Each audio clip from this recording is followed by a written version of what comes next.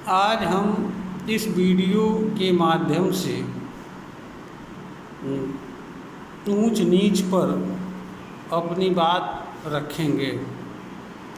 ऊंच नीच एक प्रकार का भाव होता है। इसके अंतर्गत एक व्यक्ति किसी कारण से स्वयं को अथवा दूसरे को ऊंचा समझता है और किसी अन्य को नीच समझता है। ऊंच नीच जाति के रूप में, वर्ग के रूप में, समूह के रूप में, अलग अलग विचारधारा एवं मान्यता के रूप में मानव समाज में दृष्टिगत होता है। इसके अनेक रूप हैं और जिनके माध्यम से यह दृष्टिगत होता है, क्योंकि कोई भी भाव का अपना रूप नहीं होता है। यह किसी न किसी विचार के माध्यम से अभिव्यक्त होता है तथा व्यवहार जगत में किसी तरह के नियम, विधि, व्यवस्था, मानवीय कर्म, व्यवहार, अभिव्यक्ति, वाणी आदि के माध्यम से अभिव्यक्त होता है तथा मानव समाज से जुड़ता है तथा मानव समाज पर अपना प्रभाव छोड़ता है और इससे मानव समाज प्रभावित होता है। यह किसी को अच्छा लगता है, किसी को बुरा लगता है। अच्छा लगने वाले को इसलिए अच्छा नहीं लगता है क्योंकि ये अच्छा होता है, बल्कि अच्छा इसलिए होता है क्योंकि यह उसे एक अलग तरह का स्थान मानव समाज में दिलाता है। यह मानव के जो उसके भीतर बैठे हुए अहंकार को तुष्ट करता है, क्योंकि मानव स्वभाव से अहंकार की वृत्ति से ग्रसित होता है और एक मानव अपने आगे दूसरे मनुष्य को बराबर स्वीकार नहीं करना चाहता है। इसलिए जब कोई भी बात ऐसी आती है जो उसे अन्य मानव पर श्रेष्ठता प्रदान करती है या अधिमान प्रदान करती है, तो वह उसके अहंकार को तुष्ट करता है और उसे वह प्रसन्नता दिलाती है। वास्तव में यह प्रसन्नता का कारक नहीं बनती है, जबकि उसी चीज़ से दूसरे को पीड़ा एवं दुख मिलता है। और इसी कारण से इस तरह के भाव को या इससे जुड़ी बातों को, नियम को, व्यवस्थाओं को जिन लोगों को लाभ होता है, वे लोग अनेक रूप से इसे अच्छा एवं गुणकारी बताने का प्रयास करते फिरते हैं। और किंतु जिन लोगों को इससे तकलीफ़ होती है, पीड़ा होती है, वे लोग इसका विरोध करते हैं तथा इस तरह के नियम, व्यवस्था, विचारधारा आदि को समाप्त करने के लिए कार्य करते हैं।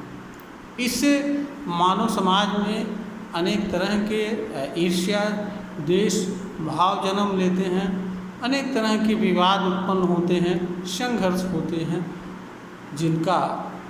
जिनसे मानव समाज आए दिन प्रभावित होता है, पीड़ित होता है। ऊंच नीच वस्तुतः मानव समाज में एक तरह की बुराई है।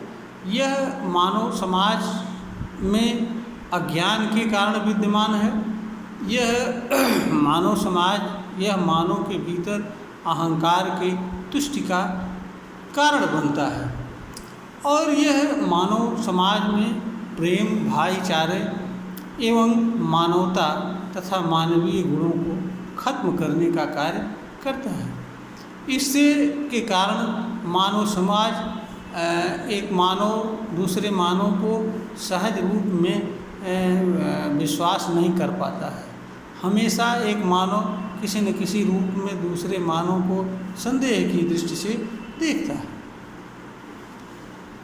इसलिए यह मानव समाज के लिए उचित नहीं होता है। इससे मानव के भीतर विकृति आती है।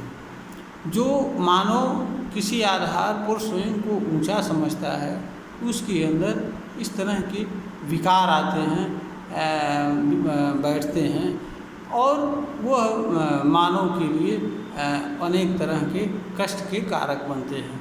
तथा जो मनुष्य स्वयं को ऊंचा समझता है, वह इस तरह का मानवीय व्यवहार करता है जो दूसरों के लिए पीड़ा का कारण बनता है। जिन लोगों को नीचा समझा जाता है, उनके साथ लोग अपने जैसा व्यवहार नहीं करते हैं, बराबरी का स्थान नहीं देते हैं, सम्मान नहीं देते हैं। वस्तुतः ऊंच नीच के भाव से मानव समाज को दोहरे चरित्र से गुजरना पड़ता है। मानव का अंदर का चरित्र कुछ अलग होता है, बाहर का चरित्र दिखावे के रूप में कुछ अलग होता है।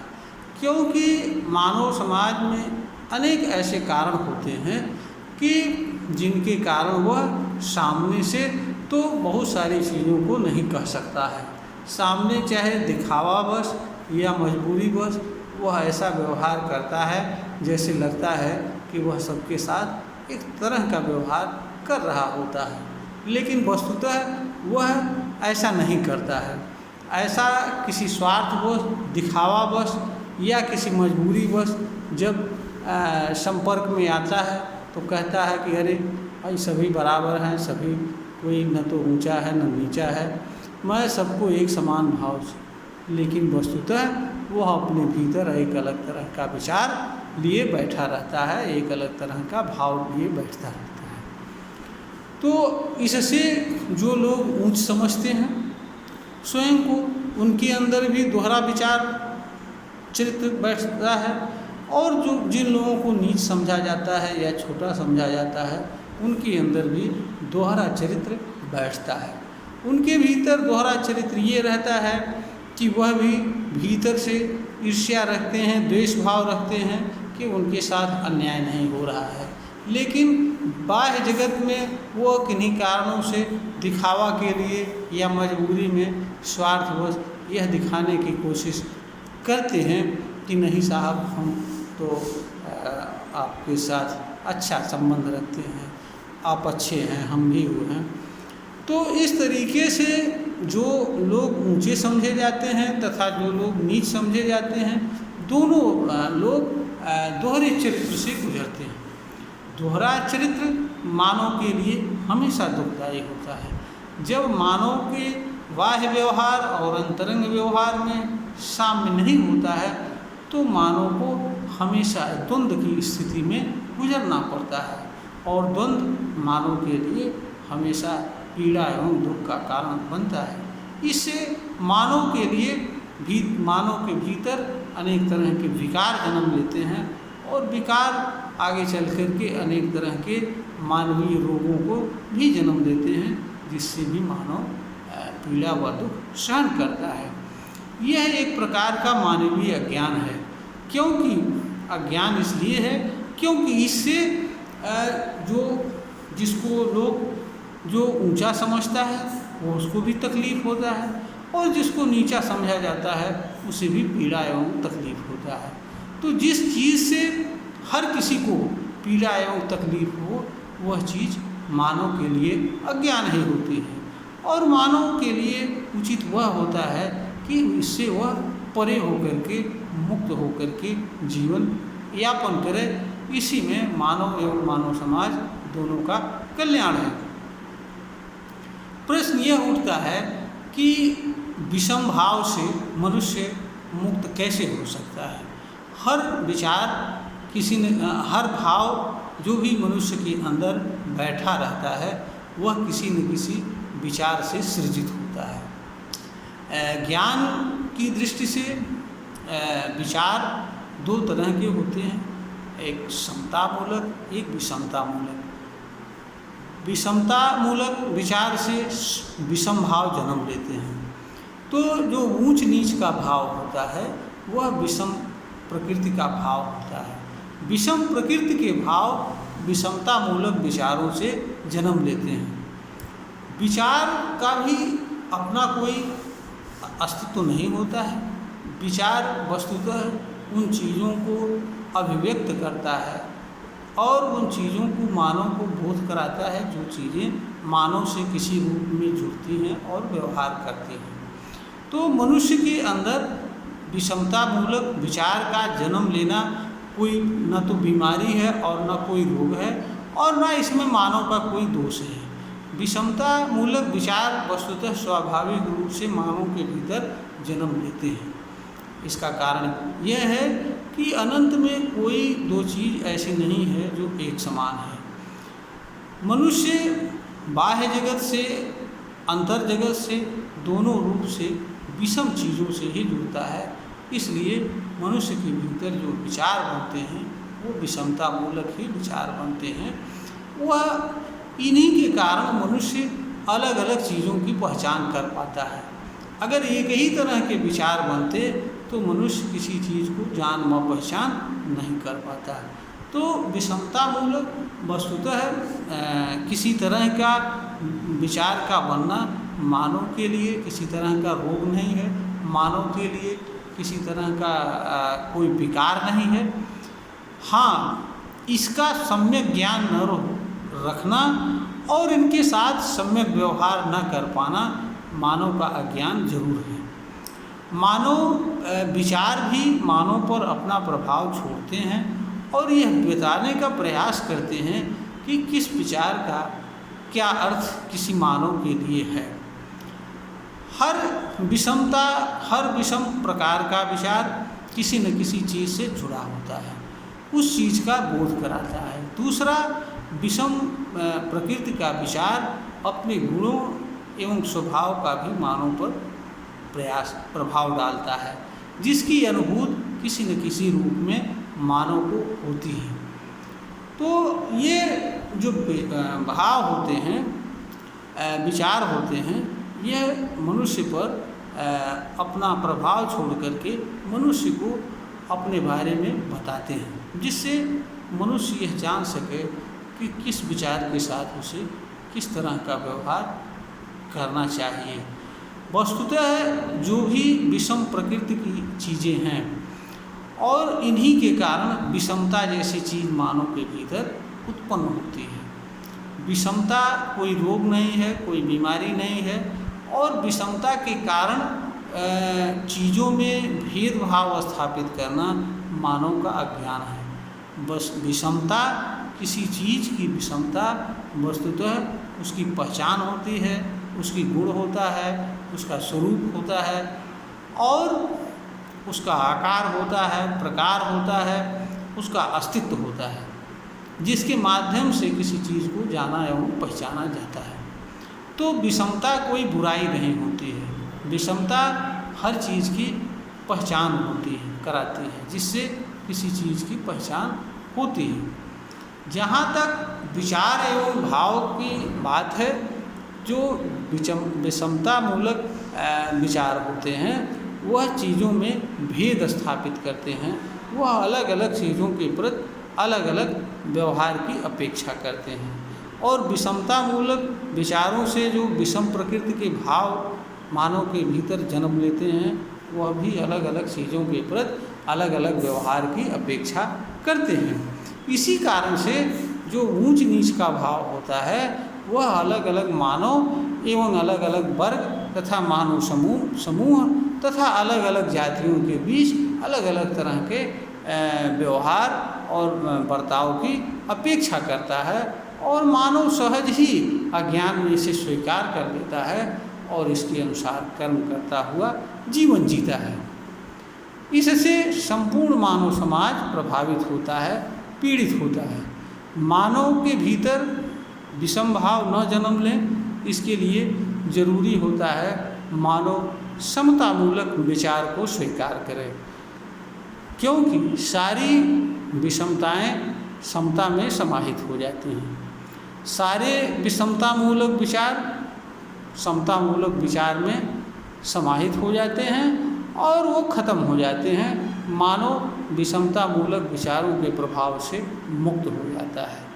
समतामूलक विचार हर चीज़ के साथ एक समान व्यवहार की बात करता है।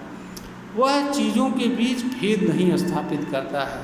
वह हर चीज़ को उसके मूल यथार्थ एवं सत्य रूप में स्वीकार करने की बात करता है।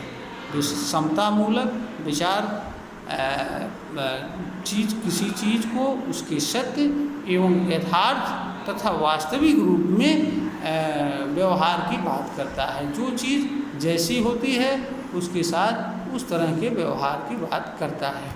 जैसे एक आग ज्वलनशील होती है तो मनुष्य को समतामूलक विचार आग के स्वभाव के अनुसार आग से व्यवहार की बात करता है। पानी का एक अलग गुण होता है, इसलिए पानी के गुण और धर्म के अनुसार मानव को पानी के साथ व्यवहार करना चाहिए। तो जो समतामूलक विचार होता है वह हर चीज़ के वास्तविक यथार्थ और सत्य गुण स्वभाव एवं कर्म के अनुसार व्यवहार करने की बात करता है। इससे ही मानव के भीतर समभाव उत्पन्न होता है। समभाव का अर्थ ऐसे भाव से होता है जहाँ सारे तरह के भेद मिट जाते हैं। यहाँ अपना पराया ऊंच नीच छोटा बड़ा जैसी कोई चीज़ नहीं होता है। समभाव एक तरह का भाव होता है, यह परिवर्तनीय नहीं होता है। यह हमेशा एक ही तरह के और हर चीज़ के साथ एक समान व्यवहार की बात करता है। स्वयं के लिए तथा दूसरों के लिए अलग अलग व्यवहार की बात नहीं करता है।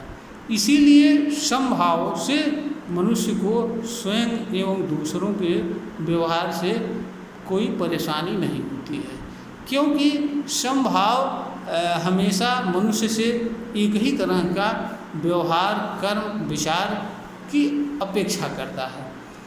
यह प्रतिक्रियावादी विचार एवं कर्म की अपेक्षा नहीं करता है। दूसरे लोग कैसा भी बर्ताव करें, कैसा भी व्यवहार करें, कैसी भी राय रखें और किसी भी तरह का कार्य करें, हर अवस्था में समभाव मनुष्य से यह अपेक्षा करता है कि वह दूसरों के साथ समानता का व्यवहार करे और हर किसी को यही समझे कि जैसे वह है वैसे दूसरे लोग हैं, न तो किसी को छोटा समझे न किसी को बड़ा समझे। हाँ, मानव समाज में हर कोई सम्मान का पात्र है। जो लोग अच्छा कर्म करें उनको प्रोत्साहित करना चाहिए, किया जाना चाहिए, सम्मान दिया जाना चाहिए, जिससे अच्छे लोग मानव समाज में आगे आ सकें और मानव समाज के लिए कुछ कर सकें। लेकिन किसी को किसी के कर्म के आधार पर ऊंचा मान लेना, किसी को किसी के जात के आधार पर ऊंचा मान लेना, किसी को रूप रंग कलर के आधार पर ऊंचा मान लेना, यह अज्ञान का विषय है।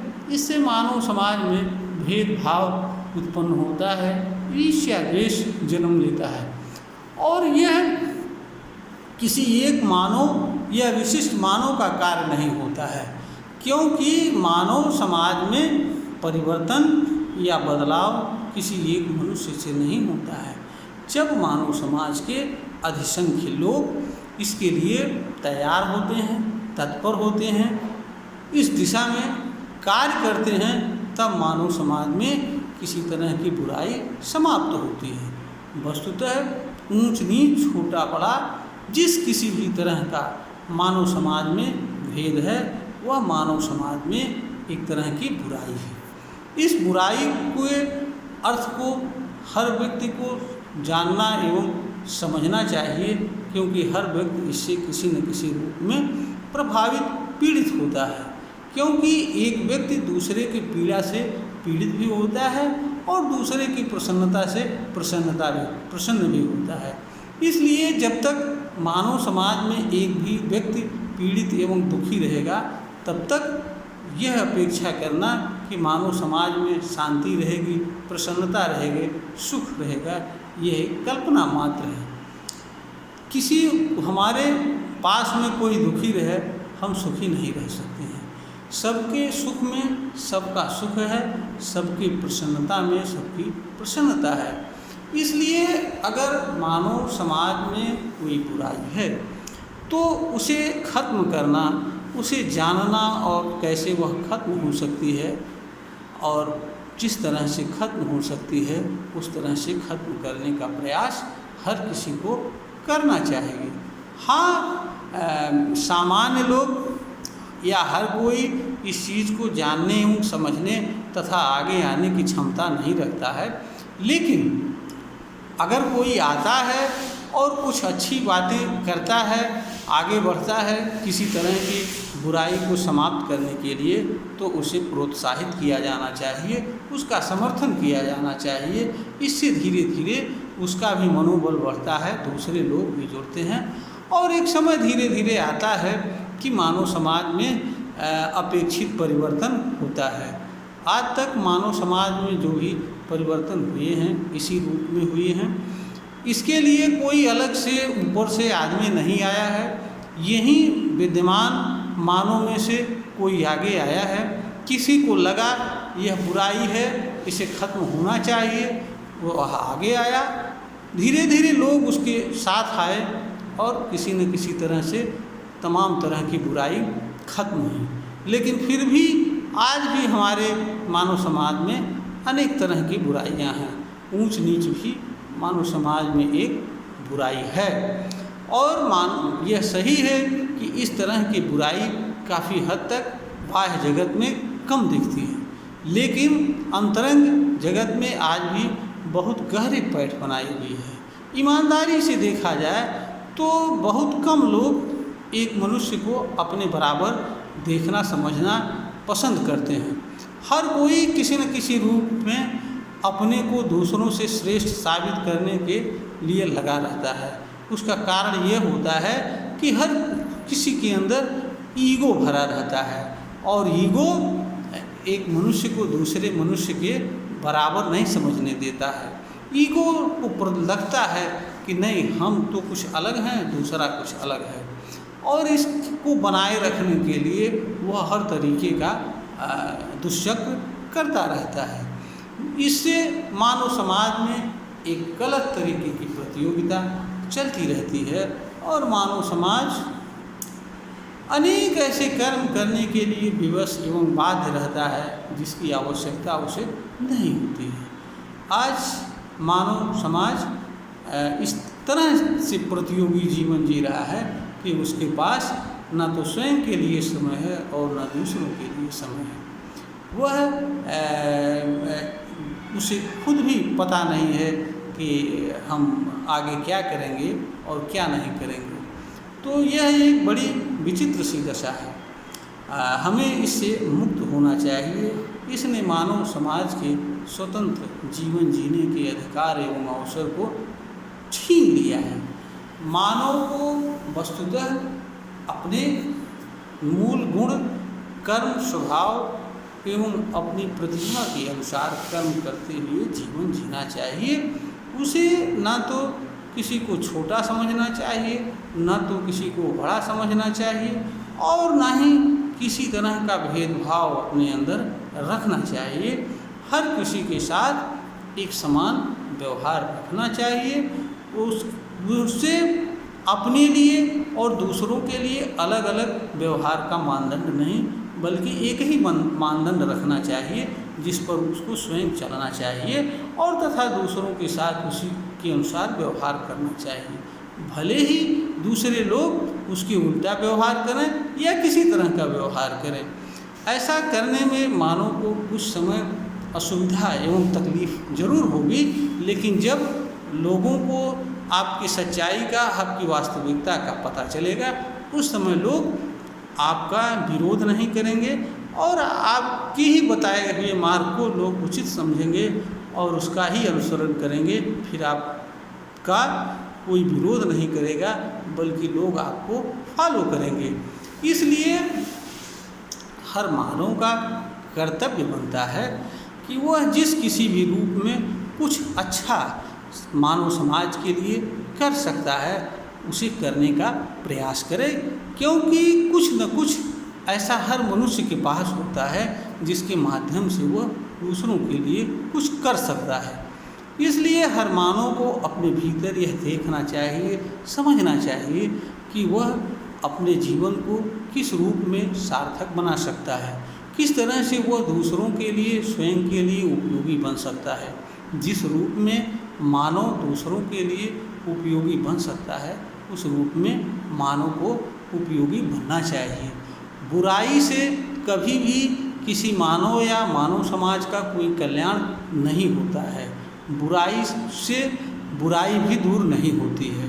बुराई तब दूर होती है अच्छाई के मार्ग पर चलते हैं। कोई व्यक्ति या मानव समाज से किसी बुराई से तभी मुक्त हो पाता है जब वह अच्छाई के मार्ग पर चलता है। बुराई मात्र विरोध करने से नहीं मिटती है। इसीलिए ये ऊंच नीच जैसी जो मानव समाज में बुराइयां हैं, लोग विरोध तो करते हैं, लेकिन विरोध के परिणामों स्वरूप कोई सार्थक परिवर्तन नहीं होता है, क्योंकि इसके जो समर्थक होते हैं वो भी अनेक तरह का कुतर्क साधते हुए अपने कार्य को उचित ठहराते हैं। इसलिए अगर हमें बुराई को किसी तरह की बुराई को मानव समाज से मिटाना है तो हमें अच्छाई के मार्ग का अनुसरण करना होगा, और अच्छाई के मार्ग पर हम चलकर ही किसी तरह की बुराई को मिटा सकते हैं। यह वीडियो ज्ञानवर्धन हेतु बनाई गई है, प्रेषित की जा रही है। अगर श्रोता को ज्ञानवर्धन हेतु प्रतीत होती है तो इसे लाइक करें, शेयर करें, सब्सक्राइब करें।